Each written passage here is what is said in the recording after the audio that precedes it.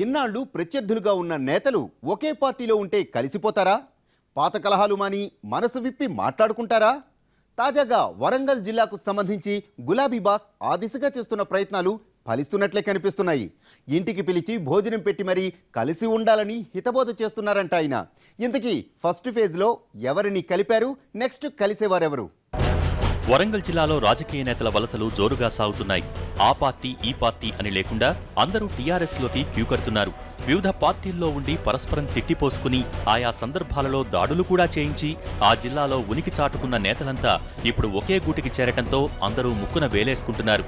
నిన్నటిదాకా తిట్టుకుని కొట్టుకుని ఒకే పార్టీలో ఎలా ఇమ్మడగలుగుతారబ్బా అంటూ ఆశ్చర్యపోతున్నారు.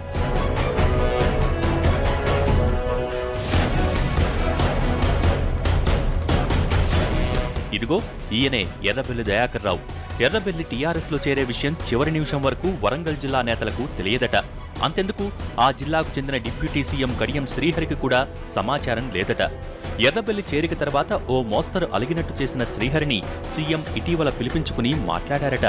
ఆ మర్నాడే మళ్లీ శ్రీహరిని ఎర్రబెల్లి దయాకర్ రావును భోజనానికి ఆహ్వానించిన సీఎం ఆత్మీయంగా పలకరించారట. జిల్లాలో ఇద్దరూ కలిసుండాలని చెప్పారట.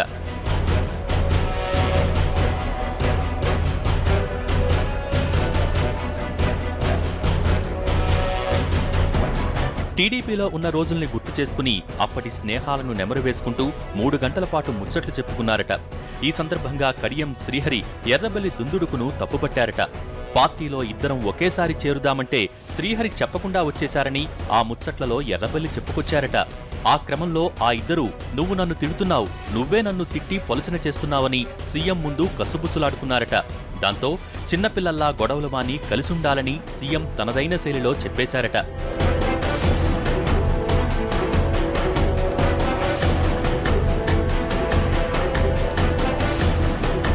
జిల్లా అభివృద్ధి, భవిష్యత్తు రాజకీయాలపై మంతనాలు జరిపిన అనంతరం చేతిలో చెయ్యి వేయించి ఆ ఇద్దరినీ కలిపారట ముఖ్యమంత్రి.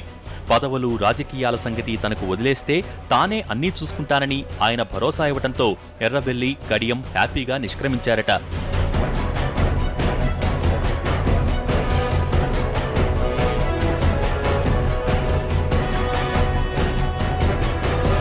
ఆ భేటీ విషయం జిల్లాకు చెందిన టీఆర్ఎస్ నేతలకు కూడా తెలియదట.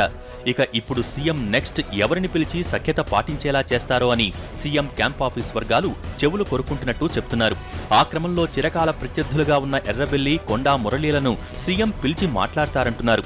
ఆ తర్వాత కడియం, ఎర్రబెల్లి, బసవరాజు సారయ్య, కొండాలతో కలిపి మరో భేటీ జరుపుతారట. మొత్తానికి అన్ని కత్తుల్ని ఒకే వరలో పెట్టడానికి చేస్తున్న ప్రయత్నాలు ఎంతవరకు ఫలిస్తాయో చూడాలి.